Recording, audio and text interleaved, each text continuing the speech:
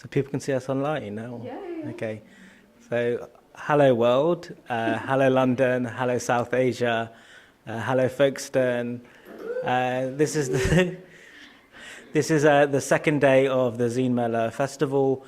So as well as having this huge collection here of zines from all across South Asia, from Nepal, Afghanistan, Sri Lanka, something that something that interweaves between the whole lot is neurodiversity. I also have the world's only largest neurodiversity zine collection. So weirdly, I shouldn't use words like that. I have lots of zines on ADHD, bipolar, autism. Neurodiversity, if you haven't heard that term, is considers itself part of a progressive movement for making a better world that is inclusive. Things which are previously thought of as disorders are no longer thought of necessarily as disorders, but different languages, different sensibilities, different ways of sensing the world. And it's taken a place in the arts and the zine world especially. Sometimes I go to a zine festival and I walk around and people within like 5 zine tables are all diagnosed with autism and ADHD. So it seems to attract. One of my favourite zines from last year was by Noor who you'll speak just after me, and the zine was called Creative Chaos, and it was the first zine Noor ever made, and everyone who visited the first Zine Mela really, really loved it. And it wasn't to me just about ADHD, but also other sort of mindsets, and it was relatable beyond that. And another zine which I discovered just this month was by Radhika Chowdhury, who you'll also hear from, who's from Jaipur, India. And this zine is called Things That Are Not Unnecessarily Gendered, and looks at the crossover between gender nonconformity and autism and ADHD.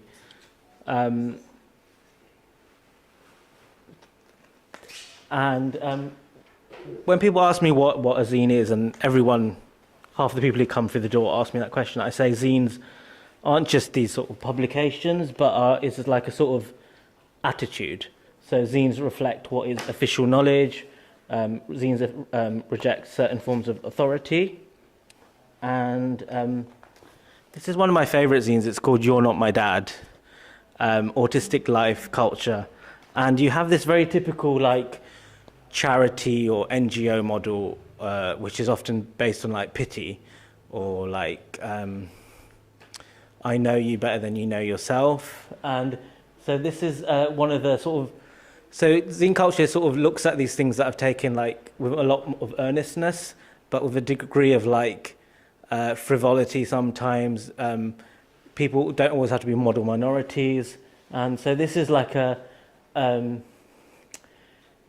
satire of a neurotypical autism researcher, because often this principle of like things about us without us, or people, you know, the relationship between like knowledge and power. So I found this really funny, and it's sort of the sort of naughtiness and the subversion of just a doodle. And so this neurotypical autism researcher is so nice, because they're always nice. Academic career heavily subsidized by mum and dad. Autism is just such a fascinating condition. Does not thank or name her autistic research subjects. Gets quite indignant and defensive quite easily. People should respect her scholarship. People should be grateful for her expertise. Fantasies of doing a TED talk. So all these things are ways of, you know, to me zines are for meeting points between people who don't necessarily want to be successful. They are not the career ladder, and they create micro communities. And the first, you know, I was diagnosed bipolar when I was like 18, but prior to that, there was a sort of identification within like underground alternative music. And when I first started getting into zine culture, and I almost made a community of people before I got any form of official diagnosis. Could we go to next? So there's what you call official knowledges. So there is an official Sesame Street autistic character called Julia, who was introduced in 2015, and that was seen as a mark of progress. And but that was the official character. But people all this time had autistic sort of coded characters. So you had this, you have Count, the Dracula in Sesame Street, who just loves to count and count and count and count. And that was almost like, this appears in this zine, You're Not My Dad, and it's almost like, yeah, what else would count be? And so there's like, before things are officially sanctioned, zine culture can identify things and subvert official knowledges. This is another zine I really love, which is called How to Live Like Weeds. So I would say in the playground, often a lot of playground bullying is based on neurodiversity, all the sort of slurs like nerd and dweeb and kino, whatever else, and the whole manner of the playground, the way school is structured, education, results in cyberbullying. So I'm someone who's always called a weed because I don't fit certain modes of like machismo or masculinity, as well as not sometimes fitting into classroom settings. And this zine called How to Live Like Weeds, it sort of looked very clearly more at the biodiversity, what a weed is. So actually a weed isn't something weak or rejectable. A weed is the strongest thing you have. It survives. It crops up in places where there's no life. So it survives. It's actually a form of strength, being a weed. And that notion of like subverting and reclaiming things which are stigmatized is to me the core of zine culture and what it's about. And it even breaks through concrete as well. So what's stronger than being a weed? So I take all these bullying terms back and take that as my identity and my strength and my pride. Could you go to the next slide? So a lot of the way the art world is structured is very much geared toward neurotypical people. I still don't understand a private view or what people do there, or even a launch party. And Harry Giles, who's a queer neurodivergent artist who wrote this beautiful zine called Stim, imagines instead of having a private view, would have these chill-out corners. And the ideas for the corner has been brewing for a long time, but for people who don't, the whole world of social networking, which all of career power is based on, how would you reimagine it differently? So you have these low stimulation places where people can just stim, fidget, be themselves. And a lot of Harry Giles' recommendations are sometimes absorbed into so a lot of Britain's actually quite advanced in terms of the art institutions absorbing some of these things compared to some of the other parts of the world. And these are some of the tips for running a chill-out corner. So different textures, quiet, comfortable seating, ear protection. But I find actually when I've been in a lot of zine spaces and leftist spaces, they have this space called the quiet room. And sometimes you go in the quiet room, but it's actually really noisy or noise penetrates through it. So you actually have no protection. So I was like, the whole world should be our quiet room, which was the basis of my book, Shy Radicals. So this is the Autism Arts Festival, which I've been part of, and it takes place at the University of Kent. And this is what they have as accessibility things. So as soon as you get on the door, you can stick something on saying whether you want a hug or you don't want a hug. You can say if you're happy to be in photos, and then there's these free modes of communication which you can indicate. So you can say green, I'm happy to talk but might struggle to initiate a conversation. Yellow, I only want to talk to people I know. And red, I probably do not want to talk to anyone. But a lot of my friends who weren't necessarily autistic, they were, like maybe a neurotypical woman, they were like, well, that protects me too. So I sort of also think, all our liberation is bound together. So if autistic people were given equality, if the world was made better, then I think that would make the world better for everyone. And it shouldn't just be autism arts fairs that have these things, but all institutions. And should we go to the next? And this, most people know me by the book Shy Radicals, which is like the Black Panthers of the introvert. And it's sort of like, I'm trying to, there isn't always like a liberation movement. Like if you feel like race and for class, you have the trade union movement and various revolutions. For race, you have the civil rights movement. For feminism, you have the suffragettes. So I didn't have always a liberation movement for quiet, shy people, so I just made one up. And I sort of use speculative fiction. So my book here, it's sort of modelled on 1990s photocopiers that I made my first zines as. And so I think speculative fiction is very important. In the first sci-fi I wrote, short story was written by a Bangladeshi woman, Ruqayya Sultana Begum. It's called Sultana's Dream. And in this 19th century sci-fi short story, she imagines men doing the housework as a form of sci-fi. And obviously, I mean, okay, yeah, but the more men do the housework, and then it becomes a reality. So imagining futures is important. And I want to overthrow extrovert supremacy and the entire neurotypical world order in Kent as well. Next slide. When I wrote autism, when I wrote Shy Radicals, I made up this state called Asperger's done, and one of the ways I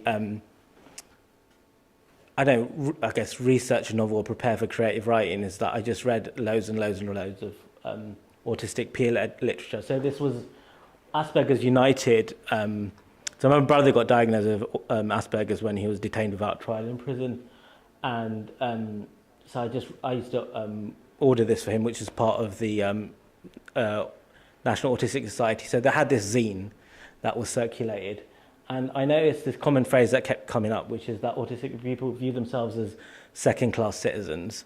So the whole basis of this book, Shy Radicals, I was thinking, like, how do you change citizenship? How do you change nations? How do you state? And also within autism literature, there's certain encounters and micro-encounters that are written about that aren't written about in a mainstream magazine or the news or whatever broadcast media's types you have. So things like an awkward social encounter or not making eye contact or something in the thing.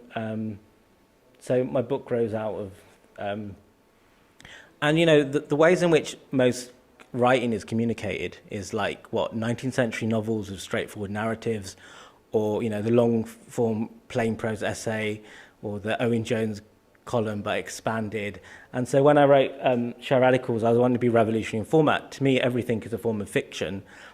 Your diagnosis is a form of fiction. It's a format. The constitutions, the law, the menu items. So I treat this idea everything can be fiction. But I always had this problem that I could never actually read and follow novels. I can't follow narrative. I can't even follow Star Wars. And I take that as a basis of my non-neurotypical thing. And so that's why I borrow formats from everywhere. I even invented a introvert emergency rescue hotline that you could dial to escape certain situations. And so I also develop artwork, I ran a referendum for my imaginary state of Aspergerstan across Slovenia, which is the first country to separate from Yugoslavia via democratic vote, and I actually won. So I'm actually, so I sometimes don't even say I'm an artist, I'm right, I'm the commander-in-chief of the movement to overthrow the world, the neurotypical world order, but I actually got a democratic mandate because I won this referendum. And these are other, so these are the, so, you know, yeah, there's so many political signals. So you have like, this is like, you know, Black Power, solidarity. So I invented my own. So this is like Shy Power, which is a bit like a cough. And yeah, it's spread across the world. But I was thinking all the languages of parliament and democracies, like how do people speak in parliament? They're like, and you know, fascists, they're like, or that, right? So like that's something in that whole, you know, the whole political power at the highest level, you know, Trump, whatever, is extrovert supremacy. And it's always this case, you know, what type of people run for election? You know, like someone like me is not seen as an electable person. Therefore, people always represent me, but I can't represent myself. And yeah, that goes, I can just ramble. I'll just talk about a few other things. And we also did this in Poland, and I also got a democratic mandate. And I think we have all sorts of wisdoms. Like, during COVID time, you realize all these people who had alternative modes of socializing, of being in, actually could save the world. And you'd have these memes of like Lisa Simpson saving the world. I'd like to just end by talking about some zines that have really moved me. So this is a zine called, there's a group called the Icarus Project, and it looks at how bipolarity or manic depression is tied up in oppressive social systems. And they even reclaim things like a suicidal episode. So there's a very moving thing. This is a zine called Lithium Reality Check, which is the drug of many things. And then you get these things which are ultra like abject. So this is called Dying, and why sometimes it's a good thing. But sort of reclaiming aspects which are unemployable. I also edit this magazine. It's called Asylum. I've been editorial collective. We've been going since the 1980s, and it's a total open submissions zine. So we question psychiatry, biomedical models, big pharma, and anyone can contribute, including everyone listening now. So you can submit your stories, writing articles, and so forth. There's just so much that I brought all these things in a suitcase. There's a zine about ADHD women called Magical Women, and another Magical Women zine. And yeah, I'd like to just end by saying how wonderful Noor's first zine is, and everyone should have a copy.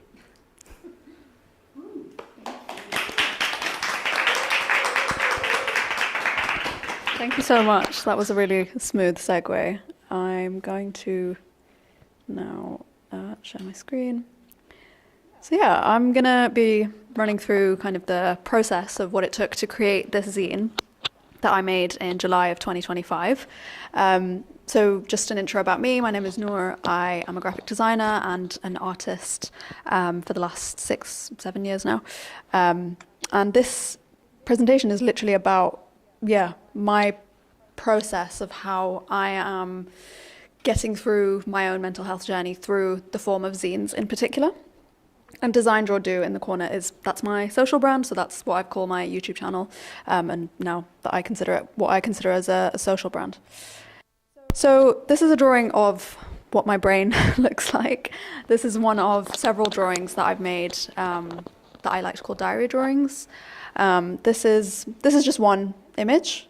These are several more images, and I create these drawings in my journal, which I've been keeping a journal since 2019 on and off, but it was only since I moved to London in 2023 that I started making visual journals. And I did this because I attended a course at the Royal Drawing School with Dr. Sarah Lightman, and she does courses on graphic novels. And that being introduced to that form really changed my perspective, because the idea of images and words together in a book is something that becomes alien to us after childhood, which is a shame, because the form of a graphic novel it's such a powerful form, and people don't know about it, first of all. Like, I didn't know about it until a couple of years ago. And so I make all these drawings, and I found that making these drawings was really cathartic.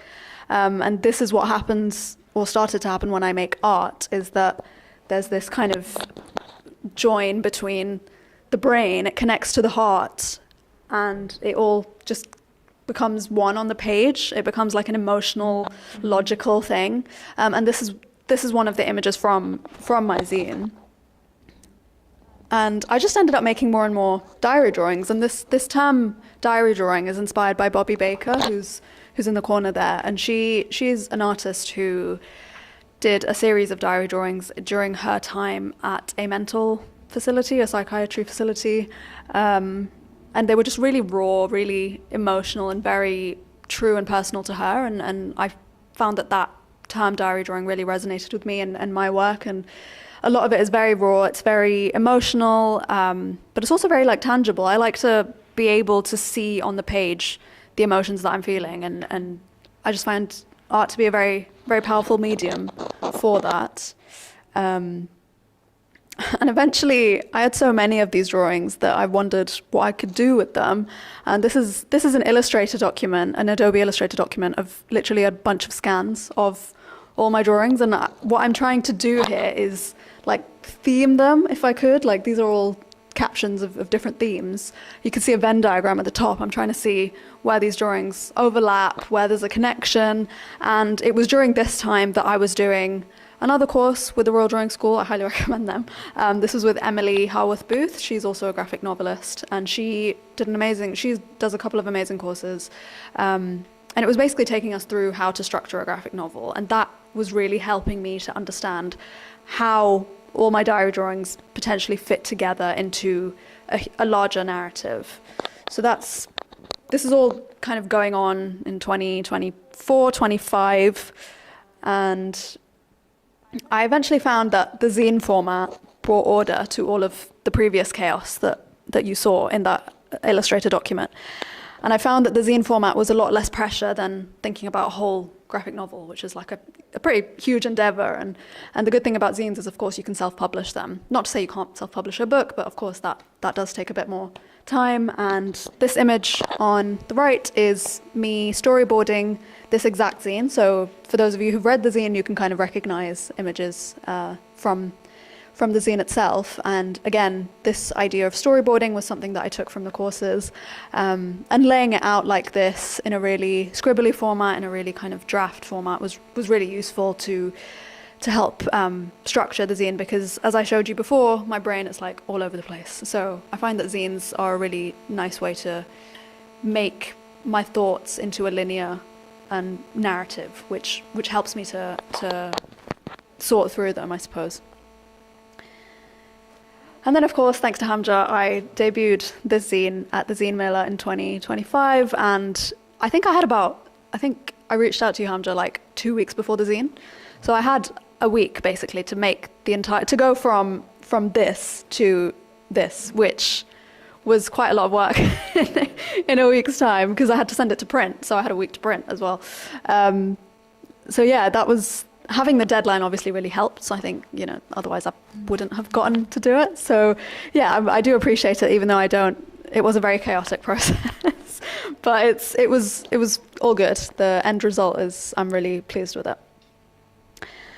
And so I think everything I've said before, this whole idea of creative experimentation, this is something behind, like the philosophy behind what I now consider my social brand, which is Design, Draw, Do. And this is something that I started in 2021, and it started as an urban sketching channel because I'm an architecture graduate, but then it's gotten to the point where it's more about creative making and not necessarily the output, not necessarily a nice sketch, but about the process itself. And I would say that zines have really, really helped me with that, because as you can see on the walls here, do you mind just showing the camera the walls? Because you can see all these different zines, and you can see just how many forms of expression there are, and I think that's such an amazing thing. And so if anyone feels stuck, if anyone feels like in a creative rut or in a creative block, literally you can Google how to make a zine with one page, and you can start there. And I think that's just such a powerful way to keep going with your creativity, because it kind of, this isn't a word, but tangibilizes or makes real art, because I think people see a blank page and they get scared. But if you see a booklet, and I saw this in the workshop today, when I made people make the booklet, suddenly they understood what to do. They understood the assignment better than if it was just a blank page. And I thought that was, like, for me, that was a really good learning experience and a really powerful one. So yeah, go zines. I think zines are amazing, and I think this is just a proof of that. So thank you so much for listening to our TED Talk that we are making for ourselves. I think that's a great thing. Cool. I'm now going to hand over to Radhika.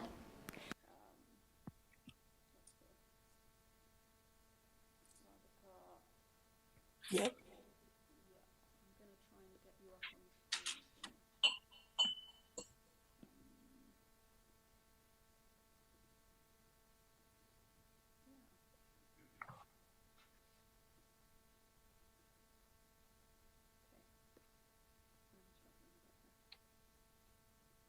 That's okay.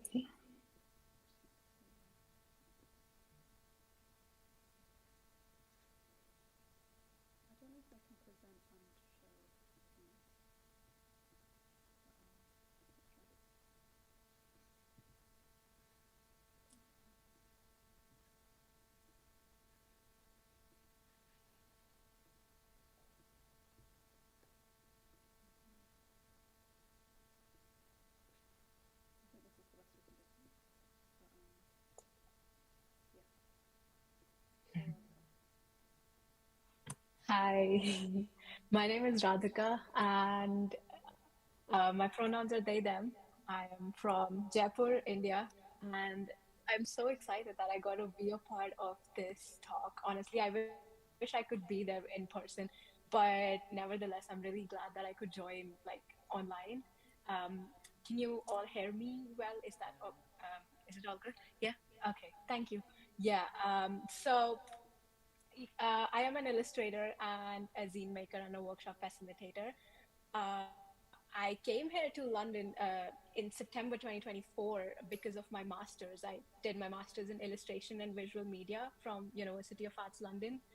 And when I was there, it was there where I got my first like dyslexia diagnosis. So it's very recent, like my understanding of neurodivergence and my own experience. Like it was only in 2021 when a classmate of mine in undergraduation kind of got her ADHD diagnosis, and then she asked me, she was like, "Hey, are you neurodivergent?" And I was like, "What does that mean?" Like I honestly did not even know what that meant. So, um, can we go to the next slide if that's okay? Thank you. Yeah. When the third slide actually, the lost and found. Yeah, the sorry, the timeline, the one timeline. Yeah, that one. Yeah, that one. Yeah, this is just like a little, like my own journey of like understanding my neurodivergence. So for the longest time, like when I was in school, I really struggled with reading and writing, but no one really told me why I struggled with that. I just thought that I was slow and I maybe didn't practice hard enough to learn how to read and write. But what happened was I really started enjoying drawing. So I would carry my sketchbook with me, like especially in high school, because I was very done with academics. And I was just like, okay, I'm just going to carry my sketchbook and I'm going to draw as much as I can. Um, it started off as a way of building career, but then it became a practice for my own self to kind of just visualize my emotions. And sometimes when I'm outside, I start, and when I'm feeling anxious, uh, sketching and drawing is something that really helped me. In fact, that's what I was doing while Hamja and Noor were talking, because it just helps me really calm down my nerves. And yeah, so skip to my undergraduation. My friend introduced me to the term neurodivergence, and that's when I started looking more into it. And I did a case study, which was kind of part of our undergraduation process. And so it was about an autistic person and their experience of living in India. And when I was presenting my illustrations at the end of the lecture, a person kind of came forward and she started sharing her own experience of how she struggled with reading and writing. And up till that point, I had actually not thought about this. But when she mentioned it, I was like, wait, I also struggled with reading and writing when I was younger. And later, when I reached out to that person, they told me that they were diagnosed with dyslexia and ADHD. So that's where I kind of really started looking into it, because before this, I wasn't really aware of any of this. And then when I came for my master's here, I was having the first session with my tutor, uh, and I was telling him how I have a lot of ideas in my head, and when I try to put them down on paper, everything is just a mess. Like I'm not able to draw anything properly, and I feel like a kid who's not even able to decipher their own ideas. And my tutor's question was, "Are you dyslexic?" And then I was just like, why does everybody keep asking me this? And, like, but no one has ever told me this before. Why is it coming up now? And so I went to like the disability advisor in my university, and she was like, we can book a session for you. We can get you a diagnosis. And so that's where I finally got my dyslexia diagnosis. And then a year later, thanks to NHS, I got my ADHD diagnosis. Um, but yeah, as I was figuring out all of this, I started making zines. Zines was something that was introduced to me by my friend back home in India. They are also a zine maker and an incredible artist. And when I kind of just learned the basic fold and the eight-fold zine, it just kind of changed my world. I was just like, oh my God, I can just, carry a paper anywhere and I could just fold a zine and start drawing. It became kind of like a second journal for me. Um, yeah, can we go to the next slide, please? Thank you. And when I was kind of thinking of the final show that I wanted to do for my master's, I really wanted to include zines as a part of that. And so I called that project Lost and Found Project, because it was kind of rediscovering my identity. So I was feeling really lost for a very long time. And then zines and drawing really helped me feel found. And so for my final show at the university for my master's, I made an orange shaped zine, orange shaped bookshelf. Um, and then I reso printed different zines about different experiences. Um, and my original idea was actually very similar to what Hamza was talking about, like quiet spaces and chill out corners. Like I didn't unfortunately have that much space, like in the university, to do that. But my ideal idea was to make a bookshelf and then, create like a small sitting area where people can kind of, because even exhibitions can be really overwhelming. So I wanted to create a space where people can kind of come and sit down, read a zine, and just have a moment of peace and quiet. Uh, so, but I didn't end up getting that much space. So I just had like one small corner of a wall. So I did the best I could with that. Um, and I wanted it to be interactive. Uh, so what I did was I kept a small table with the shelf, and I put pencil colors on it. So people can come and they could read the zine, and they could also take the zine with them. And if they felt comfortable enough, they could take the pencil colors and start scribbling on the wall.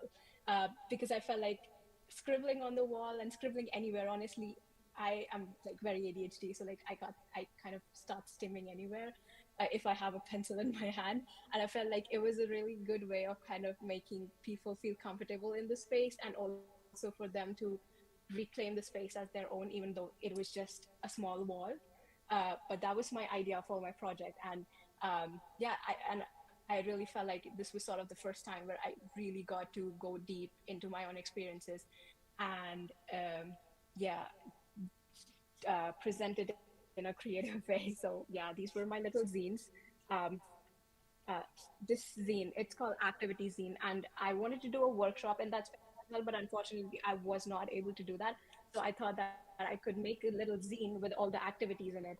So these are just some activities that help me calm down my anxiety, like coloring, drawing what my favorite food is, listening to my playlist. So I made a section where people can kind of write their own favorite songs and their playlists. And yeah, I wanted zines to be kind of like how old school zines were, where people would just make them and kind of distribute to each other. I didn't really want to charge for any of them. I wanted it to be open to everyone, and so they could like come in and pick up their like a copy of the zine, whichever they like, and take it with them. Yeah, so that was a little bit about me and my project. Thank you.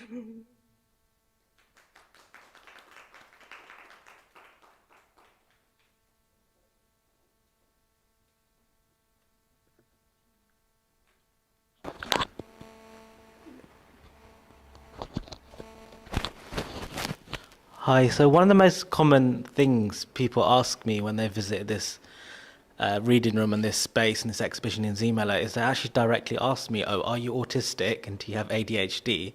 I'm not actually diagnosed with autism.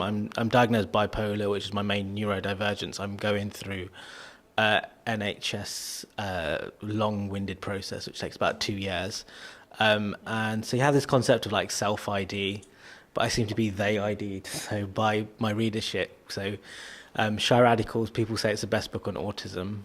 And yeah, I've noticed like half the people coming in just seem to ask me this question, and they actually say they mean it as a compliment.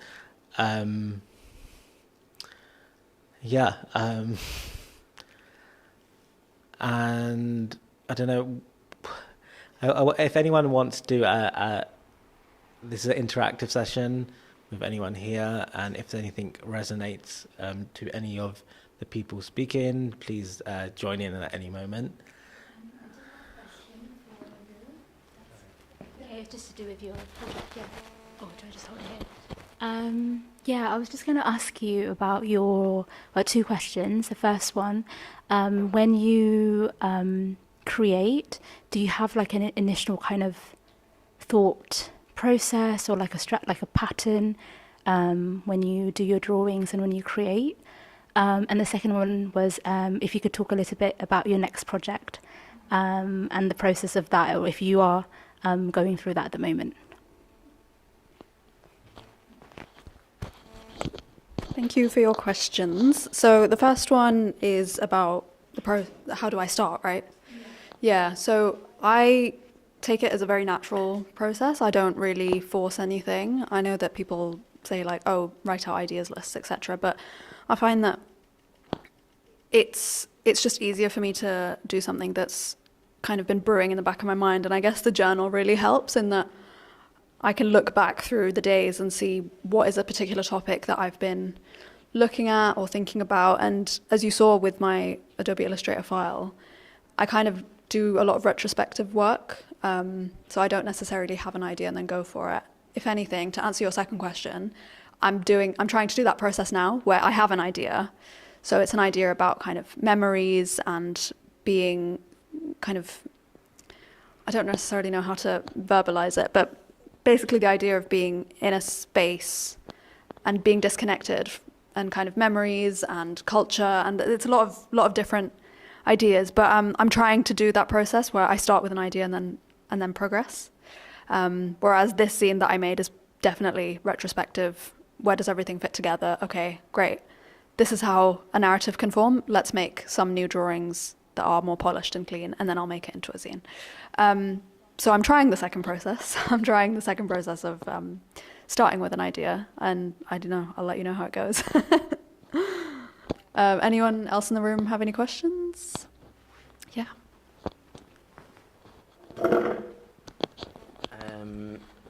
Oh God, suddenly getting like the anxiety of what am I going to say. I guess, yeah, the whole like what is neurodivergence thing of like lots of people look at it in like different ways, I guess, and like there's a whole, people think of it as just ADHD and autism, but also it's like we're all different, and like it helps everyone, whether you identify as neurodivergent or not, to accept that we all are different and need different things, and that it's a negotiation and conversation, isn't it? And as in terms of like an actual question, I guess like how do you like interact with the neurotypical world, and you know put on all these art exhibitions and things that you do in a way that feels like not terrible? Because that's something that in Folkestone particularly I found really difficult to engage with things. Hi, one of the things I found quite useful was the trade union movement. So when during this bubble of optimism around Jeremy Corbyn, there was a branch within his Labour Party called Neurodivergent Labour, and it was trade unionists. I have mixed feelings about this person, but that do good work as a trade unions, was Janine Booth.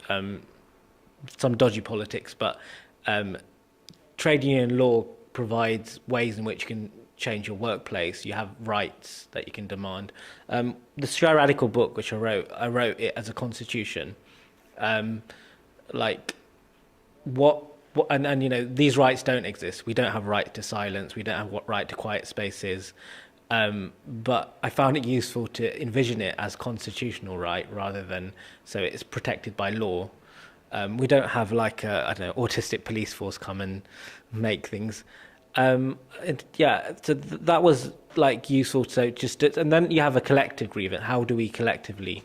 But I still experience moments of like despair, because even like I get invited to tour my book all around the world, and the spaces are still very much centered towards like extrovert supremacy, noise, and just total lack of sensitivity, and all this discourse around inclusion and access and stuff like that. But I find that autonomously people are doing it anyway. So I toured my book recently in Peru, and in Peru there's called a neurodivergent picnic movement, and there are all these picnics where people don't care about latecomers, or they develop new forms of interaction.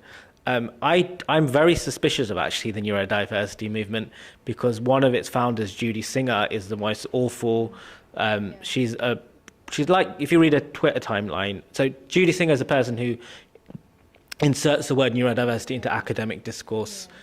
But a lot of people actually claim it was collectively made through online, but that's disputed, but certainly within academia. So she's a figure that people associate with neurodiversity. She's a hardcore Zionist, pro-Netanyahu. If you read her tweets, it sounds like Tommy Robinson. And there's already been this factionalism in the neurodiversity movement. So Robert Chapman, who wrote a book called, I think, Normality and Empire or something like that. Another person, the neuroqueer movement, I think, I don't. All the names don't come to mind, but there's already this sort of factionalism. It's like a Trotskyist party already. But what I just find neurodiversity useful as a binding tool is just friendship. And most of the people who run neurodiversity get-togethers, I go to. It's like that's all that matters. I don't care about academic discourse, and like it's a place I can be with my friends and I can be myself. No one's going to judge me. No one's going to like condemn me. I also find, like, the neurodiversity movement itself draws, like, it's inspired obviously a lot by, like, I don't know, queer liberation movement. So, or, you know, like homosexuality was in the American psychiatric diagnosis until 1976. And then, so the whole language of like pathology, and other forms of, you know, indigenous movements like class struggle, whatever.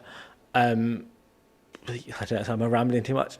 But I also don't, I don't actually, in terms of like diagnosis, like I think everyone thinks my father is like autistic, and like he was never diagnosed. And I think a lot of South Asian men of that generation, my dad got a stable job in the civil service. He never had to be in an encounter where it was, my brother only got diagnosed with autism because he was in prison and he was part of the war on terror, and that clash produced, so I don't know what I'm rambling.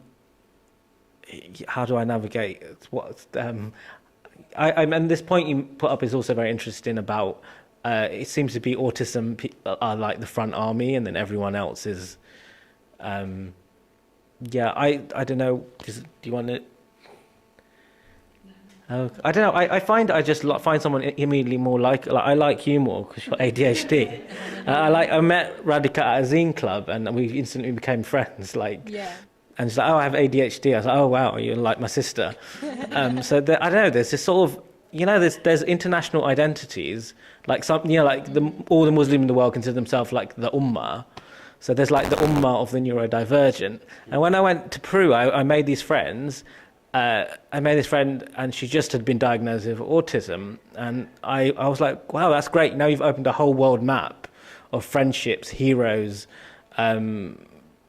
You know, ways of being, novels, like other ways of being together. Like, to me, it was like a sort of cartography. It was a way of mapping history. And I don't know if you have any ADHD heroes or such thing exists. And I've also traced it retrospectively. So I'm very interested in the history of colonialism.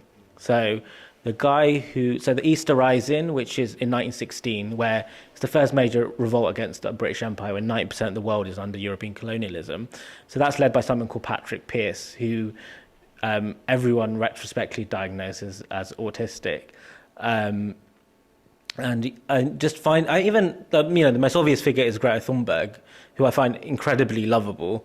And also, I mean, to some extent, she's a bit NGO liberal, but to some extent, especially around some of the Palestine stuff and in Germany, it's so endearing.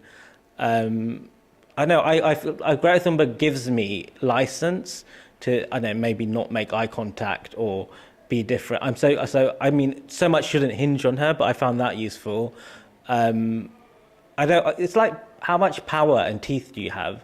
So if like someone disobeys a form of social care, like can I call up a hotline and get the, I know, neurodiversity police to come and, but I know, something like that. Like what would you do? Does Radhika like? Do you have neurodivergent heroes by any chance? Neurodivergent heroes. It's funny because I didn't think of any heroes, but the first thing that came to my mind was that I consider squirrels my heroes, because every time I look at them, it feels like in my head I have coined them as like ADHDs, like they have.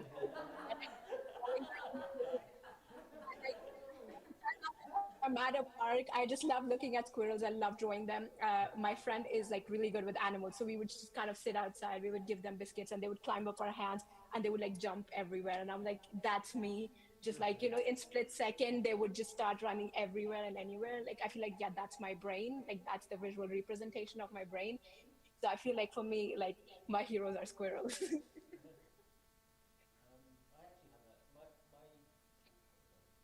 Yeah, I know. The person I relate to most in the entire history of entertainment is Lisa Simpson from The Simpsons. And I think, yeah, I don't know. I don't know. Oh. There's also there's a big Bollywood movie called My Name Is Khan with Shah Rukh Khan, the biggest Bollywood, and the hero of the movie is Shah Rukh Khan, who's considered a heartthrobby big Bollywood star, playing an autistic man after 9/11, and it's all about Islamophobia, war on terror, and even if you don't like cheesy Bollywood movies, there's still something about a man who's considered like an icon in that role. What I was going to say, and when my brother was in prison, actually, so my brother was detained without trial for 6.5 years and extradited to a death row prison by Keir Starmer whilst being diagnosed as autistic, which was a horrible period of our life and something that still traumatized me and something you'll see in the Show Radicals film. And we actually used My Name Is Khan in the campaign. So we had the poster from My Name Is Khan. We pasted my brother's face on and we said, My name is Asan. So the tag of the film is My Name is Khan and I'm not a terrorist. And so we adapted that imagery and we invented a hashtag My Name is Asan. So that was very helpful for us. I think Radhika has a lot to say about gender and gender non-conformity, because often a lot of autism diagnosis is biased towards men and often white men as well. And often it's used as like, you know, the Elon Musk and the very like aggressive and obnoxious as sort of excuse making. I know like this zine, which everyone should look at, is charming. It's called Things Are Unnecessarily Gendered, and it's a colouring zine, so I'm going to pass this around. But Radhika, please. Yeah, thank you for that. Yes, in fact, from my own experience, when I first went for ADHD diagnosis back home in India, like specifically in Jaipur, the psychologist, she looked at me and she was like, you don't have ADHD. And I was like, how do you know that? Like, you know, at least, you know, do some tests or, you know, ask me some questions. Like, how do you know? Like, just like looking at me. And uh, she did make me do like a big Q&A test that she charged me a lot for. It was just a Q&A test, but like basically, yeah, then she diagnosed me with anxiety disorder. And when I started talking to other like AFAB folks who have like or identify with ADHD, a lot of them actually I learned also were misdiagnosed with anxiety disorder, because a lot of times the way ADHD is in the DSM-5, also the way it's shown, a lot of the studies are done on AMAP people and not AFAB people. So uh, even though I guess don't look quote unquote as what an ADHDer would look like, but I know what was going on inside my head. So when I finally got the ADHD diagnosis, then I could tell my parents, I'm like, no, it's not anxiety, it's ADHD. And it sometimes is very frustrating because sometimes people don't believe you. And yeah, so that is something that is quite annoying. And actually, the shirt that I'm wearing, it's from this queer show. It's called Our Flag Means Death. So it's not like from the show, but there is a non-binary character played by a non-binary actor in that. Their name is Vico Ortiz, and they're also a drag king. But basically, they wore this shirt, and then it kind of became popular in the non-binary community a little bit. And they talked about their experience with neurodivergence as well. So that's also one of the reasons why oranges are quite an important motive in my work that I draw quite a lot. Yeah, if that makes sense.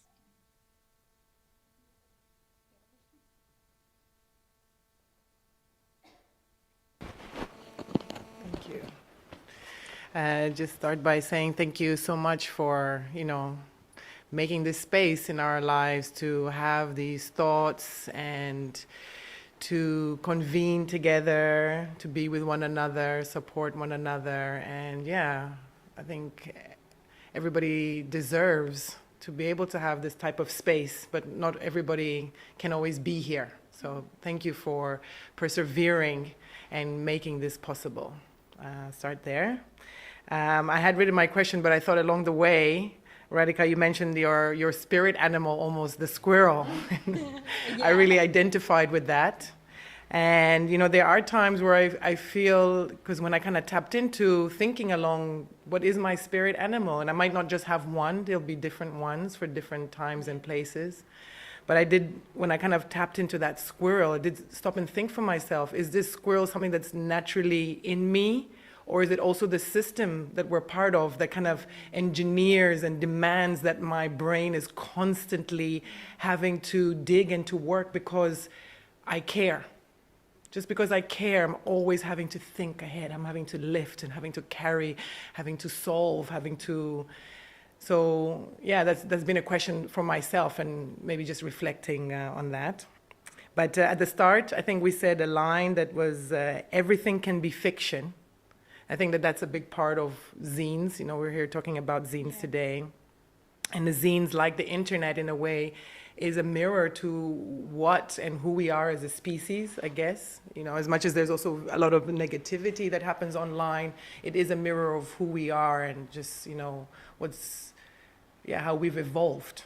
Because we, like COVID, we are a species, for instance, right? We're trying to survive. And anyway, I think a big part of the zine is also a vehicle, right, for countering that loud, that overt, what did you call it, sorry, overt supremacy, extrovert supremacy.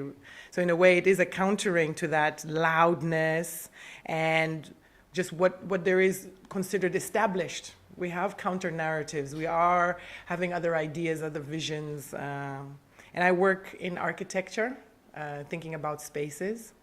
So I was going to make the question, if you, it's an invitation, you might not think of it anything now, so it's possible to say, I'll also think of that, maybe it'll come out later, but to describe a space that might be a form of dreaming out loud. So when you created your nation, for instance, that was just you establishing your own value system, your own outlook of what's needed and what's necessary. I think throughout today, there have been examples like when you said the Neurodiversity police. You know, we could design the architecture for what that police station would look like, and that's almost a form of validation of that idea, of that need, and that desire for that. So just, if we could imagine walking further down that road in that ideal space, what other spaces, I mean, a lot of the spaces we have are in the forms of typologies that we are familiar with. So we have for health, we have hospitals, we have spas. For justice, we have prisons, we have courtrooms. But I was just wondering, further down this road, what types of spaces beyond the Neurodiversity police station, what other spaces do you feel would be needed and desired?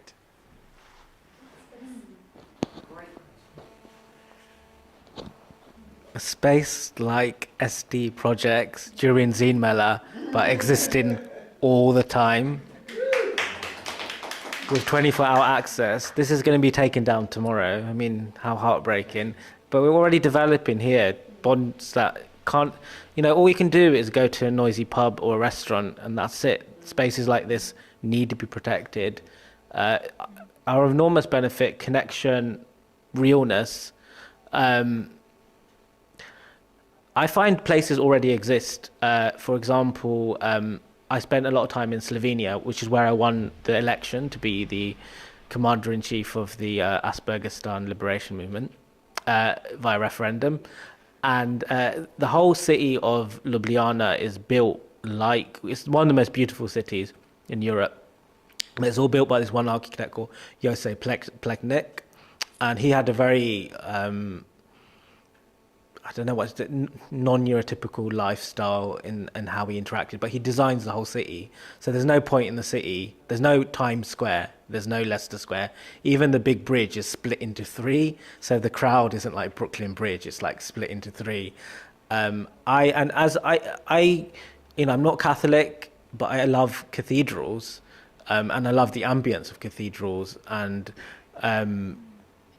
despite the Catholic Church doing some awful things, and certain landscapes as well, because you can have like an extrovert supremacist beach, say Lanzarote, Ibiza, and then you can have a beach. I think even the beach in here in Folkestone or Eastbourne or like caves, that is like the introvert landscape and being in it. I find if you're in a busy city like Mumbai, like hyper disordered, like I don't think I could live there. But what is your experience of I mean, in answer to that question, and living in spaces and existing spaces? That's really interesting you say that, though, because you live in London. So how do you feel living in London? Because I love London, but I get so overstimulated by it as well. And you grew up in London as well. I live in Mitcham, which is like a very nondescript, so we actually have really nice, we have this trail called the Wandle Trail. It's full of little waterfalls. Like I had an autistic ADHD friend, and she introduced me to this concept of birding. And like he said, it means just like bird watching. And then I was just like, oh, then yeah. And that's a different mode of like time and observation. There's certain space in one of my favorite spaces. You have Leicester Square, and then there's this cathedral right in the middle of Leicester Square. And you can just walk in it; it's total silence. The other spaces I used to like, all the progressive anti-war movements. They take place in Quaker houses, and Quaker houses, the way they worship is they just sit together in silence for 2 hours, and that's it. So I used to work at National Portrait Gallery and in the middle of central London, and then everyone would go to a very noisy pub and shout with each other, and I'd just go to the Quaker house on Friday and sit in silence with Rose Nordin, who was the graphic designer of Shy Radicals, and we just sit there in silence together. And people aren't fluent in silence. Silence is a language. Silence is a mode of listening. Silence doesn't necessarily mean I hate you. Silence can mean I'm comfortable with you. Silence can mean I accept you. Silence can mean respect. But I find within the activist movement, which is all megaphones, blah, blah, blah, to me, so people may know Grenfell. So what happened in Grenfell is a social housing block was burnt down, many people died. The way in which they honour and commemorate is that thousands of people, they just walk together in silence and nothing else. And I think that's so dignified and so, yeah. I really like what you said about people aren't versed in silence. I think, in a way, though, I think silence it's a privilege, like to earn that privilege to be with someone in silence and to be comfortable. That is definitely a privilege to earn that. Kerala, who as a left-wing person, we view as like this wonderful, like, I don't know, compared to the rest of India right now, especially as Indian Muslim minority, that beside, I just wondered how the landscape was of Kerala, and is it in comparison to, and is that good for ADHD or not? Or, do you mean the literal landscape or the political? I mean the literal landscape and the cityscape. I think Kerala, so I'm from Kerala originally, for those of you who don't know, which is a state in South India. I don't think that it's any different to the rest of India in terms of noise. It's definitely just as noisy. But in terms of the social landscape, it's definitely much more of a safe haven than the rest of India for all religious minorities, I would say, or not minorities, just religions in general. In Kerala, you can see a synagogue, a mosque, and a church and a temple right next to each other on one street. You know, it's that kind of place, and I think that's a really sacred and powerful space. And from my very limited knowledge of Indian politics, I think that the BJP are very much trying to infiltrate Kerala. So the BJP is a right-wing party who currently rule Kerala, so Modi is part of that party. So I think they are trying their best, but it is, you know, Malayalis are a very strong community, and I guess we'll try not to let that happen. But landscape-wise, yeah, it's very much the same, I would say. Sorry, go on. The thing that Kerala is the most famous for is that so it has the highest levels of like human development index, gender equality, literacy. I think it just claimed it eradicated extreme poverty, but it has no economic growth. Like it's zero growth. So there's not all the landscape which you associate with economic growth, like the flashing lights of Times Square and Leicester Square. It's like this whole thing is bound up with the economy. And I don't know, that's why I imagine, I've never been to Kerala, but I imagine it as this space. A lot of the zines you see here are actually anti-BJP zines. And it's also one of the common ethos between, so this zine called How Far Are You Willing to Stretch? And there's all this area is actually and the caste system, so there's like anti-caste stuff too. And there's also a Kerala comic book called Pandu. I haven't actually read it yet. I actually bought it for Noor as a present, and then she's like, oh, I've got it already. Is Radhika still on? Yeah, she's joining. Okay.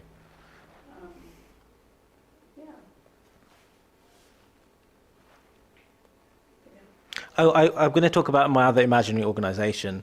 So one of the reason I've actually disassociated with the neurodiversity movement, despite being an event here, so I was working with Project Artworks, who are a collective based in Hastings, and they're great people. They got nominated for the Turton Prize. They work with people with complex needs, and they do this the National Neurodiversity Arts Network of institutions. And during the time of the Gaza genocide, one of the people who were like horrifically treated were autistic people, whether they were shot by police. Whether there was a horrible case of an autistic young man who was literally mauled by dogs. And not a single autistic institution or organisation did anything in solidarity with them at all. No national autistic site, no statement. Even our own national arts no one in Project Artworks is issuing solidarity statements, memorials, anything. So I proposed to make this organisation called NAGA, meaning Neurodiversity Against Genocide and Apartheid, and that to be a united front. I don't know if we've got any recruitments here or online. And also the neurodiversity figurehead of Judy Singer is an Islamophobe and a genocide apologist, and we need to distinguish ourselves from that. And there's a gap that at the moment, all it is a WhatsApp group with 3 people and a logo that I made on AI. I'd also like to talk, one of my dearest and closest friends is a comedian called Don Biswas. He's also Bengali, and he did a show at Edinburgh called The Revolution Shall Be Disorganized. He has ADHD. And he says there's all sorts of types of memorials like Black History Month and National ADHD Minute. And he integrates his autism and ADHD into his comedy sets. And we last went to support him. We went to Edinburgh Festival, which is the largest fringe arts festival in the world. And so you have these guides and maps. So you can go and look for, say, I don't know, let me think of a topic. Let's think of a topic. I don't know, if you wanted to see plays on Palestine or something, you can go and have a guide, or plays about Africa, you can have a guide. And in this guide for Edinburgh Festival, they have this thing called Neurodiversity Guide to Edinburgh. So you can so I went to Edinburgh and I just watched one comedy show, one play, one performance, other about ADHD, autism, dyspraxia, and guided the entire festival that way. And they even had awards for like a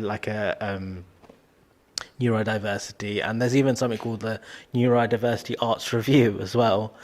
I don't know, and as much as I'm cynical towards the actual NGOization and corporatization of these terms, there's still this way it navigates me around the city and my friendships and like things I find interesting. I have no idea, because I haven't been to India since 1997. So I actually would when I imagine, so I'm still troubled, this notion of I don't know, medical imperialism, or say things being developed in the West and then projected on the world. I just wondered if that discourse exists within India. I haven't been there. And is it yeah, is it seen as something like foreign or integrated, or is there other languages? How would you translate it to your mother tongue? Like things like that. Like one of the terms we have in Bengali is jilapi patch. So like your brain is like a jilapi. If you've seen it, there's one thing on the wall there, jilapi. And that to me described a lot of mindsets, like neurodivergent mindsets, like a jilapi. Yeah, but I wondered if there were, yeah, the how is it like in India being neurodivergent? Wow. Honestly, uh, when I was growing up, the only example that I had of someone being autistic was my mom's best friend's son. He was autistic, and I think he was like homeschooled most of his life because my mom's friend was very scared of telling anyone that some like his name was Summa, like Summa is autistic, and it was uh, honestly it's not very good, especially I like Jaipur is a very smaller town, and the awareness about neurodivergence is like almost nil, because for the longest time like I struggled with reading or writing or like everything, even socializing sometimes, and no one really you know thought of like, oh, this kid could be autistic or neurodivergent. It was just like, oh, you just need to try harder. And honestly, even just like talking about it, because the language that I'm talking about it in is in English right now, because honestly, I don't even know these terms in Hindi because we've never been introduced to these terms in Hindi. And yeah, so I think in bigger cities, maybe. So I studied my undergraduation in Bangalore. So there I felt like maybe the younger, like the people around my age were starting to think about these things and talk about these things. That's how I also learned about it, because my friend told me about this, about neurodivergence and everything. I didn't know about it before, so I think it's very limited. And that even like, I guess because I'm privileged enough that I come from a family that's financially well off, that I'm able to travel to different places and talk to different people. So I am able to get that exposure of like different experiences. But I feel like a lot of people in India who are not financially or even like come from a lower caste cannot have that privilege to actually go around and talk about their experiences, and a lot of times they don't feel comfortable enough to share that either, because they're like, if we talk about it, even if we say that we're autistic or we are neurodivergent, no one is going to understand what we mean, and our lives are already hard enough. Like that's what a friend of mine told me. But yeah, there is still a lot of room to talk about neurodivergence in India. I think it's really interesting what you said, Radhika, about you don't know the terms in Hindi. There probably Yeah. is there even terms in Hindi? Because I'm thinking in.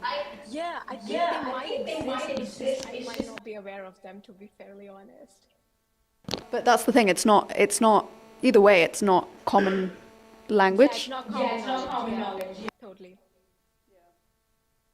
That's just a really, really interesting point. Yeah, Like, I think growing up, there was like one Bollywood movie. It was called Tare Zameen Par, and there was like a dyslexic kid in that. But even in that, I felt like the movie had like a very, I mean, I guess it was first introduction of like kind of Bollywood talking about neurodivergence for me at least, but it was kind of very stereotypicalized, like what a dyslexic person's experience is. Because I felt like growing up, I never related to that character, so I just thought like, oh, because I don't see letters flying on the page, maybe I don't have dyslexia.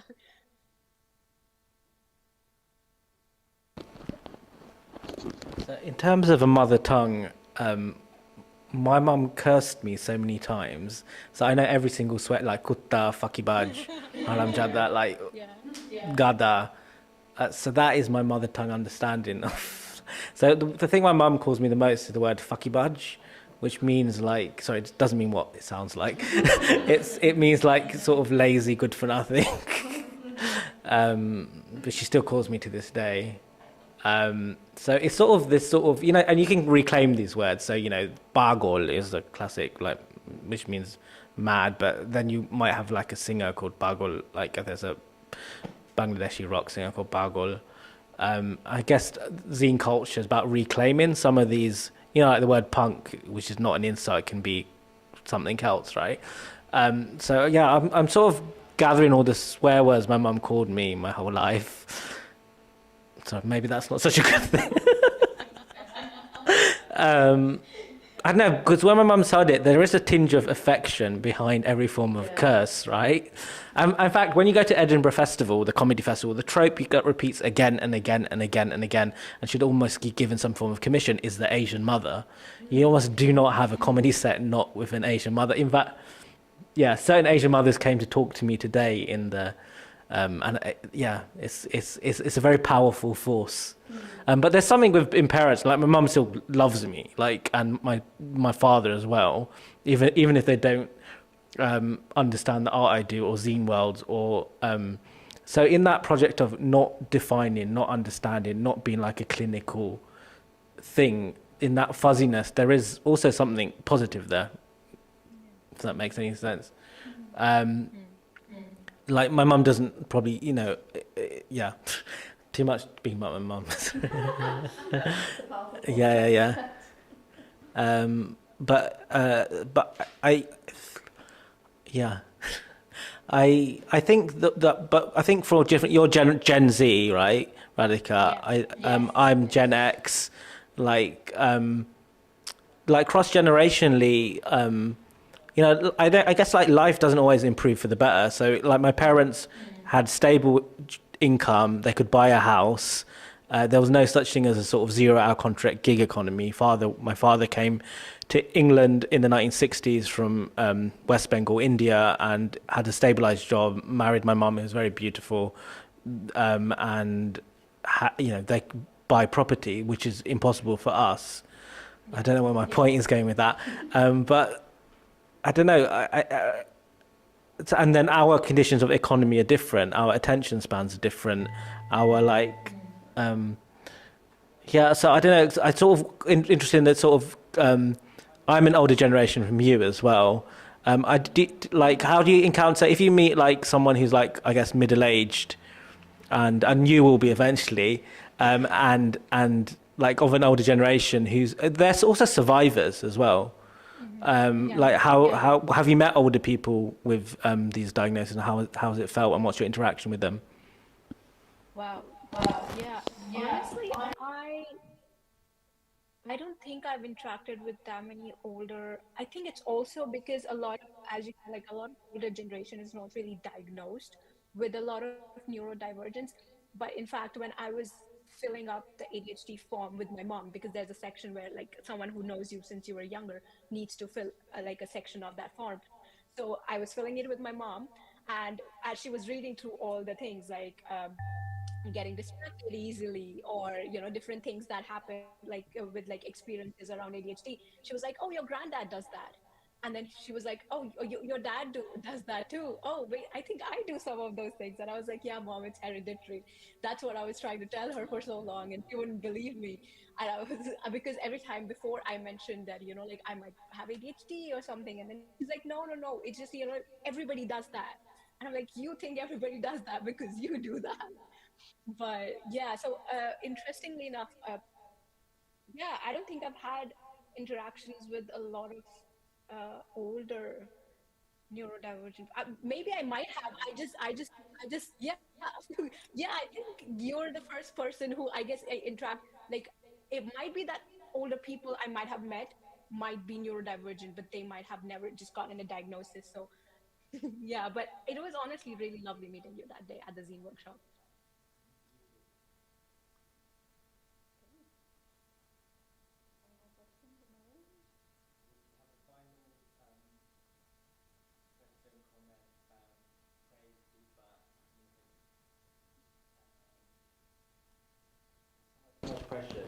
Yeah, I know. It's fine. You guys don't have to answer. So I always write my favourite top 10 cultural highlights in my top 10 books, and this certainly is. It's so I'm proud of every single person here, and everyone involved in Zine Mela. I'm really proud of them, and I love sharing their stuff with the world, and I love supporting them in whatever way we can. And get this beautiful zine. Thank you everyone. And thank you if you're watching online as well. Thank you, Radhika. Thank you.